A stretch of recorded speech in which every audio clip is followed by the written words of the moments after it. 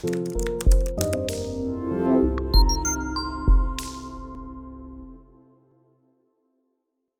everyone, how are you all? So welcome to my channel English Classroom Tutor. If you haven't subscribed my channel, so please share and like it and subscribe my channel also. So as you know, earlier I have explained you about the finite and non-finite verbs. Okay, it was an overview of that, and I told you that I will explain one by one the non-finite verbs, gerund, present or past participle, and infinitive. Separately, I will make a video lecture for this. So in this video, we are going to discuss about one of the non-finite verb, that is gerund. All right, gerund always looks like a present participle. हमेशा वो exactly कैसा दिखता है? बिल्कुल present participle की तरह ही दिखता है. And gerund always has the same function as a noun. gerund जो noun के functions होते हैं वही gerund के functions होते हैं. All right, means gerund works as a subject also and work as an object also. Okay, now what is gerund? That I told you that ing form. Okay, ing form, when we add ing form to the verbs, ठीक है, this is called gerund. Now it is not compulsory कि always ing form or fourth form of verb is gerund. Okay, verb में ing लगाना हर जगह gerund नहीं होता है. Okay, for example ing form हम 3 उसमें लगाते हैं. फॉर एग्जाम्पल एक तो हमने बोला जैसे as a main verb use होता है ing फॉर्म, एज अ हम कंटिन्यूअस टेंस में मेन वर्ब के रूप में यूज होता है, right. And gerund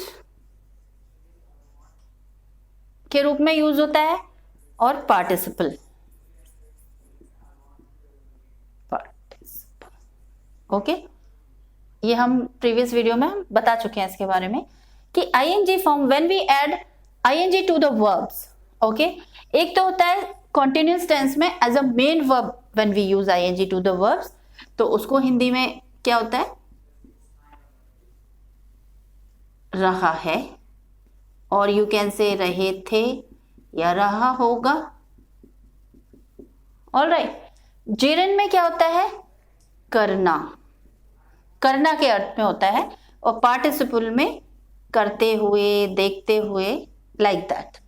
okay, now you can see these threes are different identification. इधर रहा है यहाँ पे करना के अर्थ में, और यहाँ करते हुए देखना. तो ये हमारा क्या था? This is an overview of these 3 non-finite verbs. Okay, now you can see here I have written a subject or object. अगर gerund है तो उसको subject भी होना होगा और object भी होना होगा. ठीक है, gerund may be subject or may be object, है ना. That's why I am saying कि gerund act as a noun की तरह ही act करता है. Means when we use fourth form of verb, ठीक है, तो उसको हम क्या कहते हैं? जब हम फोर्थ फॉर्म ऑफ वर्ब को एज अ नाउन यूज करते हैं तो दैट इज gerund. ओके, जैसे हमारा होता है V1, V2, V3, V4 कौन सा होता है? ing form, right. ये फर्स्ट, सेकेंड, थर्ड आप जानते ही हैं. Okay, now gerund may be subject or object. As I told you कि gerund work as a subject also, object also, right? How? For example, I like dancing, right? अब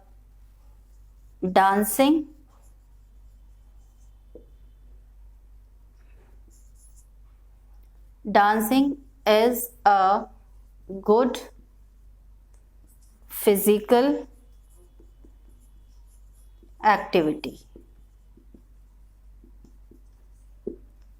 Right? If I write I am dancing, I am dancing. This is not a gerund. This is a main verb. Okay. Now I like dancing.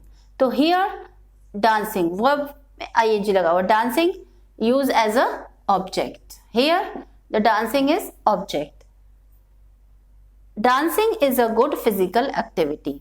Here also noun, gerund act as a noun, as a subject. So this is subject, right? So gerund can be object or a subject, right? So here I am telling you this. Now see, I have written some sentences over here, ठीक है, to make you understand well. Some errors also there, और कुछ sentences इसमें बिल्कुल correct भी हैं. So let's start. When I was young, I used to play for hours. Now see, is it correct? When I was young, I used to play for hours. ठीक है, जब मैं यंग था तो मुझे खेलना घंटों तक अच्छा लगता था. तो मैंने बताया जीरन में खेलना करना किस में आता है. तो यहां पर अगर हम जीरन यूज करेंगे तो प्ले नहीं आएगा, playing. Right. Now second, I enjoy eating. This is gerund, यहां ऑब्जेक्ट के रूप में यूज हुआ है. आई एंजॉय ईटिंग मीन्स खाना एंजॉय करती हूं. ठीक है, तो ना के अर्थ में हो रहा है.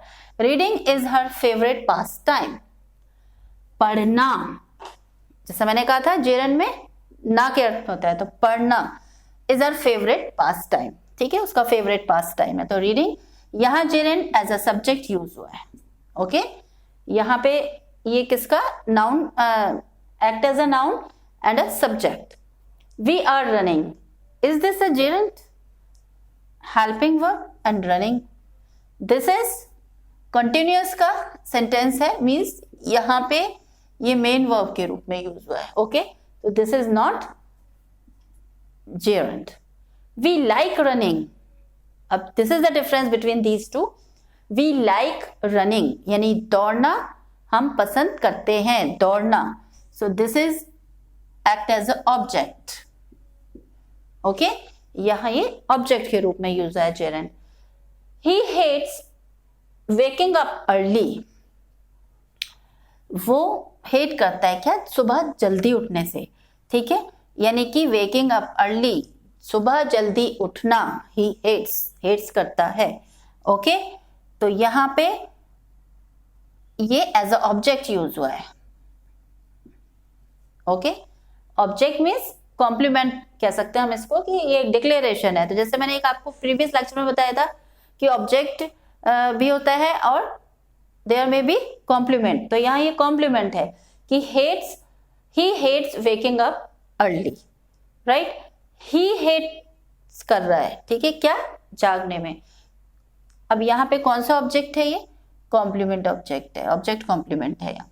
Okay, she does not like your bossing her around. वो पसंद नहीं करती है. ठीक है, क्या, योर बॉसिंग. अब आप यहाँ देखेंगे, when this is a new rule, when we use possession. Okay, possession है जब हम यूज करते हैं जेरंड से पहले. ठीक है, तो इसको हम ऑब्जेक्ट ऑफ अ पोजेशन भी कहते हैं. ठीक है, तो यहाँ पोजेशन आ रहा है योर बॉसिंग. बॉसिंग का मतलब जानते हैं, बॉसिंग मीन्स किसी को ऑर्डर देना. ठीक है, एक्ट एज अ बॉस, उसको ऑर्डर देना. ठीक है, डोमिनेट करना किसी को. तो यहाँ योर बॉसिंग हर अराउंड. तो यहाँ योर पोजेशन शो कर रहा है, यू नो. तो is a possession, object of a position यहाँ पे है. I am interested in improving my self. अब यहाँ पे देखिए इंटरेस्टेड इन. राइट, तो ये सेंटेंस भी राइट है, ये भी राइट है. इम्प्रूविंग जेरंड है, बट कौन सा वाला है, when we use preposition plus gerund. यहाँ पे देखिए प्रीपोजिशन यूज हुआ है, इन. राइट, तो उसको हम कहते हैं जेरंड. यहाँ पे यूज हुआ है, ये प्रीपोजिशन है और ये जेरंड है. ठीक है, तो जब हम प्रीपोजिशन प्लस जेरेंड को यूज करते हैं तो हाउ, तो this is the example for that. Okay, in is preposition, right. When will you give up smoking. अब यहाँ पे आप देखेंगे कि स्मोकिंग तो ये हमारा हमने मान लिया जेरेंड है, ठीक है. तुम कब स्मोकिंग करना छोड़ोगे, गिव अप. गिव अप क्या है, फ्रेजल वर्ब. तो यहाँ कौन सा न्यू हो रहा है कि जब फ्रेजल वर्ब प्लस जेरेंड, तो यहाँ यूज हो रहा है फ्रेजल वर्ब का और जेरेंड का. तो सेंटेंस में ऐसा भी होता है कि phrasal verb also given there, ठीक है, गिव अप स्मोकिंग. लेकिन ये है जेरेंड, लेकिन कौन सा वाला, फ्रेजल वर्ब प्लस जेरेंड. और यहाँ क्या था, preposition plus gerund. He kept on asking for money, ठीक है, पैसे के लिए पूछना, ठीक है, पूछता जाता था. तो ये भी केप्ट ऑन फ्रेजल वर्ब है.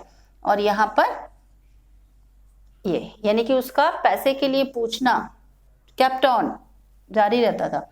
तो यहाँ पर आस्किंग, ओके, और यहाँ पे फ्रेजल वर्ब. तो these two sentences are example of phrasal verb plus gerund. She is interested writing. Is it correct? This is gerund, object के रूप में यूज हुआ है. but यहाँ पे interested कौन सा वाला, in.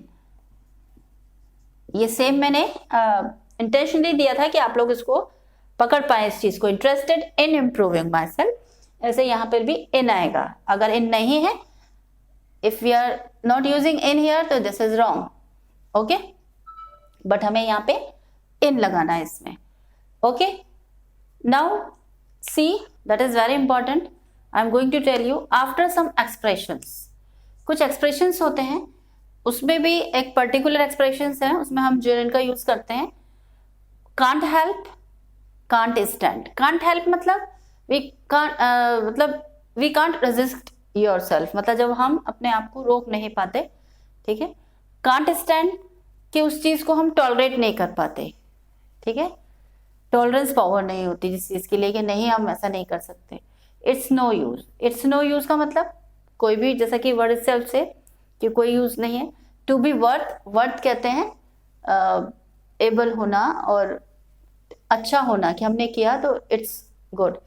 ओके, तो first example, I can't stand being stuck in traffic rules.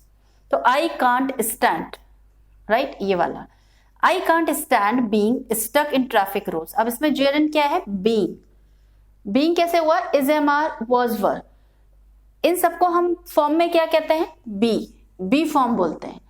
अगर जेरेंड में यूज करना है एज वेल एज पार्टिसिपल, तो हमें क्या करना पड़ेगा, ING ऐड, तो इट बिकम्स बीइंग. ओके, तो I can't stand being stuck in traffic rules. Traffic rules में कहीं फंस जाए, ठीक है, ट्रैफिक रूल्स को फॉलो करना पड़े, और we can say jam use कर सकते हैं. It is more appropriate, traffic jam. Okay, traffic jam में अगर फंस जाते हैं तो उसमें आई कांट स्टैंड मतलब मैं रेसिस्ट नहीं कर सकता या मैं इस चीज को टॉलरेट नहीं कर सकता. It's no use to trying escape. अब भागने का कोई भी फायदा या उसको कोशिश करना, ट्राइंग एस्केप बचने की कोशिश करना, इट्स नो यूज. तो दिस इज जेरेंड. ओके, और हमारा जो एक्सप्रेशन यूज हुआ इट्स नो यूज, इसमें आई can't stand. She couldn't help falling in love with him. She couldn't help यानी कि वो हेल्प नहीं कर सकी. वर्बल मीनिंग ये नहीं है, इसका मतलब है कि वो अपने आप को रोक नहीं सकी, ठीक है, falling in love with him. तो यहाँ पर जेरेंड क्या है, फॉलिंग. ओके, और ये इस एक्सप्रेशन के बाद यूज हो रहा है. इट माइट बी वर्थ, यहाँ देखिए वर्थ का use, to be worth, this is gerund. यहाँ पर भी जेरेंड है ये, and this is also gerund, and this is also gerund. Calling the police to catch the thief. तो it might be worth calling the police to catch the thief. यानी कि thief को पकड़ने के लिए ये calling करना, उसको मतलब कॉल करना या फोन करना पुलिस को, वर्थ था, मतलब ये ठीक था, मतलब करेक्ट डिसीजन था, right. So these are the expressions which are used in gerund also. यानी कि after some expressions, यानी कि after these expressions we use gerund.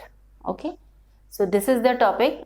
I have explained you that is gerund, and it's one of the non-finite verb. So that's all. Thank you.